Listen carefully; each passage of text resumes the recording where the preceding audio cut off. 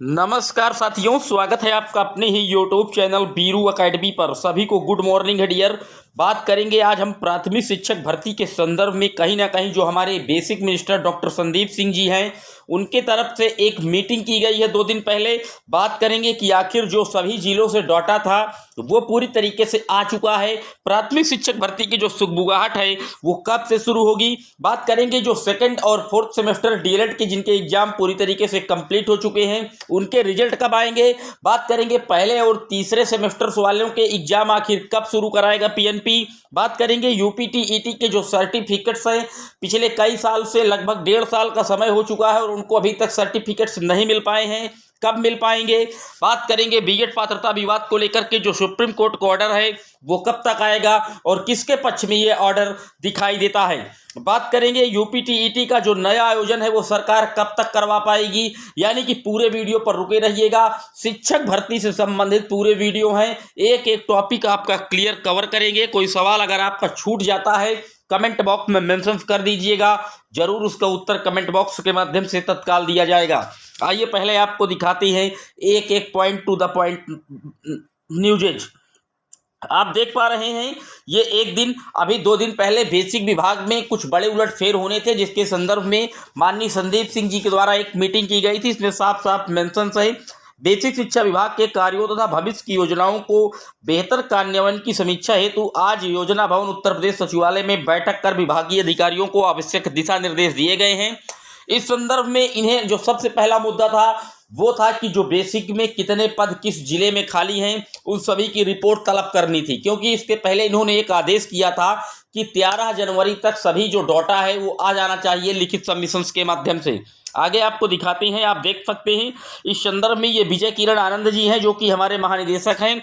इनकी सबकी अगुवाई में ये मीटिंग हुई है। बेसिक मिनिस्टर जी इस मीटिंग में स्वयं मौजूद थे। फैसला लिया गया था कई महत्वपूर्ण पक्षों पर बात करेंगे। आइए आपको दिखाते हैं पहले पूरा मैटर।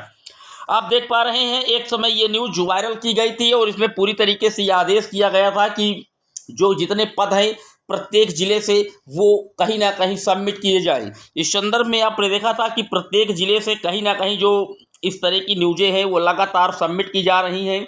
ये बेसिक शिक्षा अधिकारी संत कबीर नगर की रिपोर्ट है, 20 जनवरी को प्रेषित की गई है। आप देख सकते हैं प्राथमिक विद्यालयों में इसमें कितने पद रिक्त हैं, पूरा डाटा लिखा हुआ है। इसी प्रकार से आप देखेंगे प्रत्येक जिले से ऐसी रिपोर्टें आई हैं, महाराजगंज से हैं, हर जिले से ऐसी निरंतर रिपोर्टें कहीं ना कहीं शासन को पहुंचाई जा रही हैं।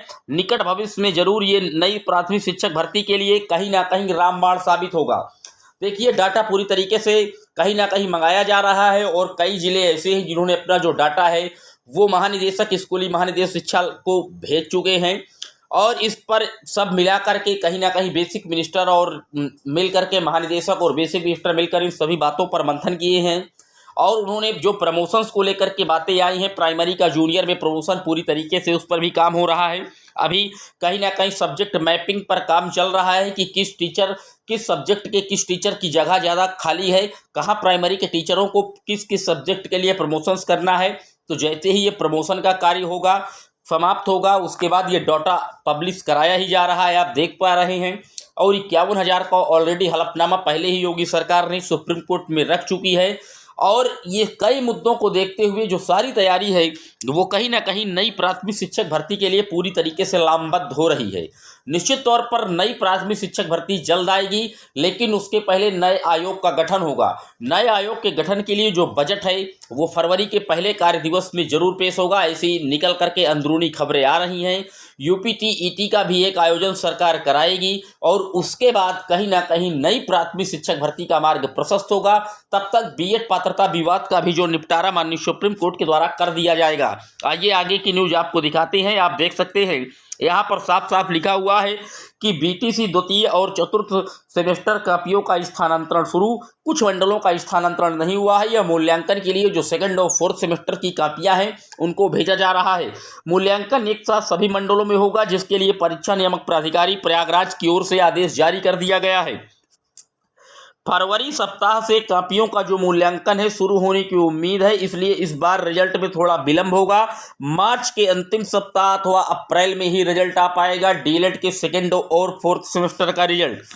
बात करें अगर वहीं डीएलएड के जो है प्रथम और तृतीय बैच की परीक्षाएं तो कहीं ना कहीं मई में होगी, चूंकि निकाय चुनाव करवाना है 31 मार्च तक। पूरी तरीके से सुप्रीम कोर्ट ने निकाय चुनाव में रोक लगा रखी है। ओबीसी आरक्षण की जो विसंगतियां हुई थी वो तब सही हो जाएंगी, उसके बाद निकाय चुनाव होगा और उसके बाद कहीं ना कहीं डीएलएड के फर्स्ट और थर्ड सेमेस्टर्स के जो एग्जाम हैं वो सरकार के द्वारा या पीएनपी कार्यालय के द्वारा जरूर कंडक्ट करवाए जाएंगे।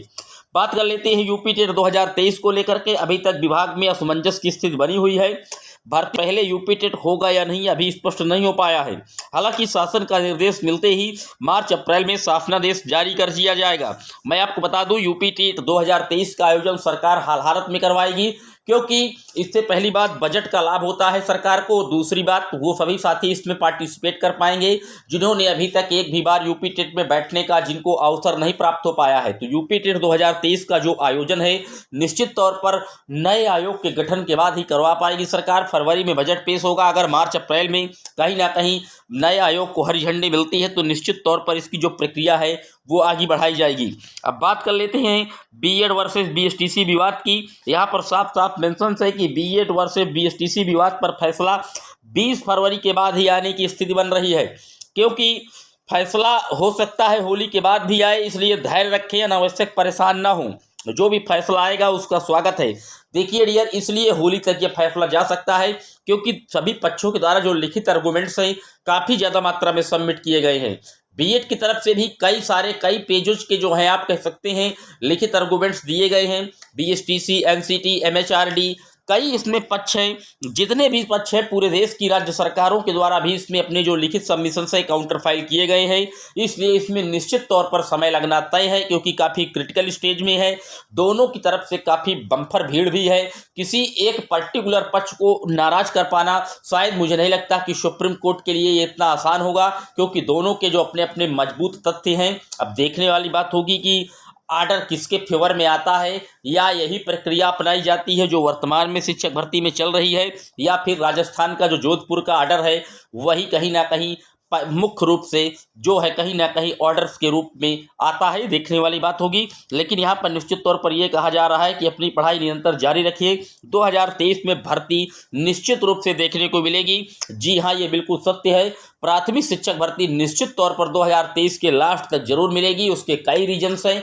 पहली बार लोकसभा का चुनाव लगा हुआ है 2024 में, तो कहीं ना कहीं योगी सरकार भी उस चुनाव में भुनाने की कोशिश करेगी वोट बैंक को देखते हुए, और तब तक बीएड पात्रता विवाद का भी हल होगा, यूपी टेट भी आएगा और प्रमोशंस भी जूनियर में हो जाएगा। तो जितने भी ये प्रोसेस हैं पूरी तरीके से शिक्षक भर्ती में जो रोड़ा बने हुए हैं सब सॉल्व होंगे। निश्चित तौर पर जो प्राथमिक शिक्षक भर्ती का आगाज होगा वो हो ही जाएगा। या आप नोट कर लीजिए। यह आज का अपडेट वीडियो था। कैसा लगा कमेंट जरूर करिएगा। कोई सवाल अभी भी आपका छूट गया है, रह गया है किसी से संबंधित, एनीवे कोई भी डाउट है आपका शिक्षक भर्ती संबंधित, कमेंट कर दीजिएगा।